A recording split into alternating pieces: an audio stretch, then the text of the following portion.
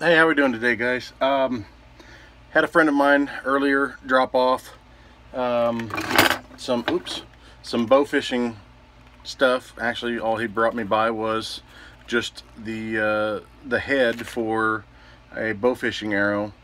Um, Trying to figure out a way to make haul this a little bit cheaper. Best thing I could come up with to him, this diameter of the inside of this for the shaft is 5/16. Just so happens that yard markers, the orange yard markers, are exactly 5/16. So what I'm going to do is I am going to make a bow fishing arrow for him today. So if you guys want to hang with me, I'll get back with you and we'll start building this.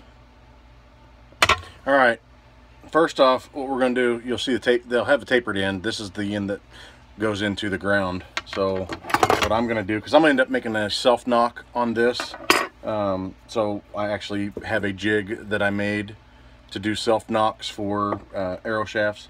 But if you want to just go ahead and put a regular knock on there, this end would be perfect tapered, probably, most likely, to put a shaft or a knock on.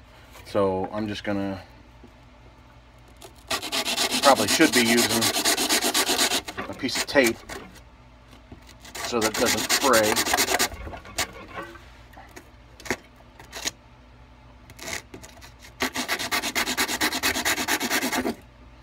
Okay, well, it didn't fray at all. So what I'm gonna do now is going to heat this up. So I'll get back in just a second.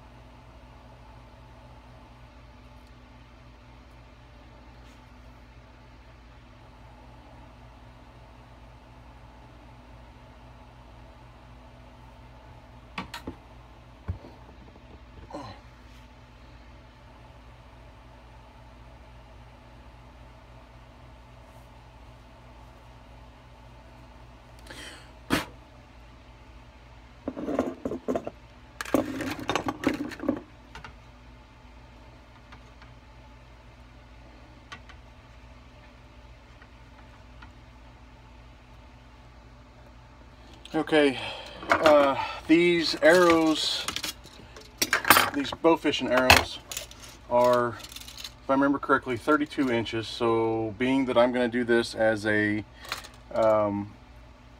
self knock, I'm going to go ahead and make this arrow about 33 inches.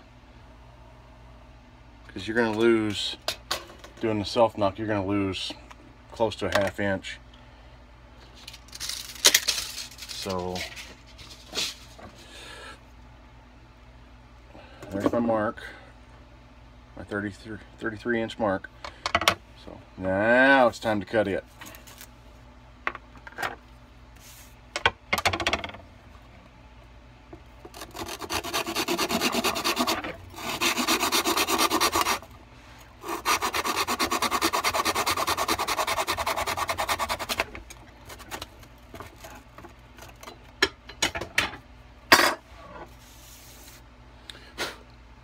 And it didn't fray.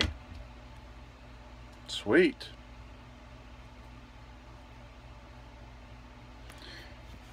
Okay.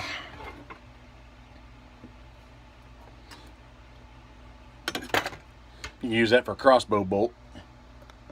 So, being that this is just fiberglass, there's no real need for looking for the grain like you would in a regular arrow shaft, you know, wooden shaft. There's no need to look for the grain as far as what direction to cut the self knock on. But what I'm going to end up doing is try to line it all up with, you know, the point, with as far as these little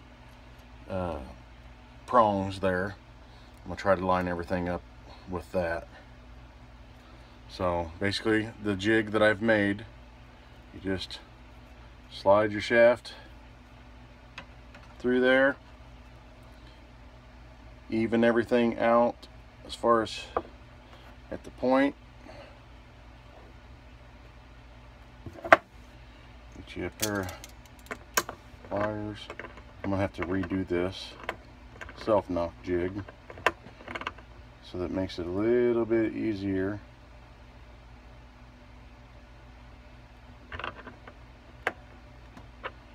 Oop.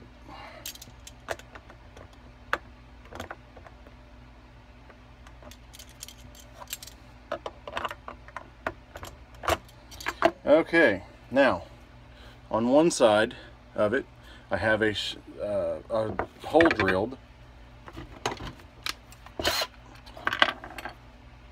This thing really kind of is a pain in the butt, but you know, it works. I didn't feel like ordering one off of eBay or wherever, because it comes from Europe and they were about 30 bucks when I could just make one. So what I'm going to do, right through that hole,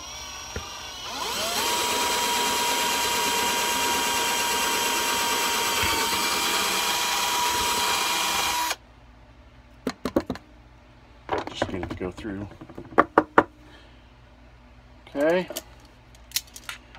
loosen her back up, and what you're going to do then is twist, and I know you won't be able to see it very well, but what you're going to do is you're going to line up that hole that you just drilled with the line that you have, that I have cut through there with a tile saw blade.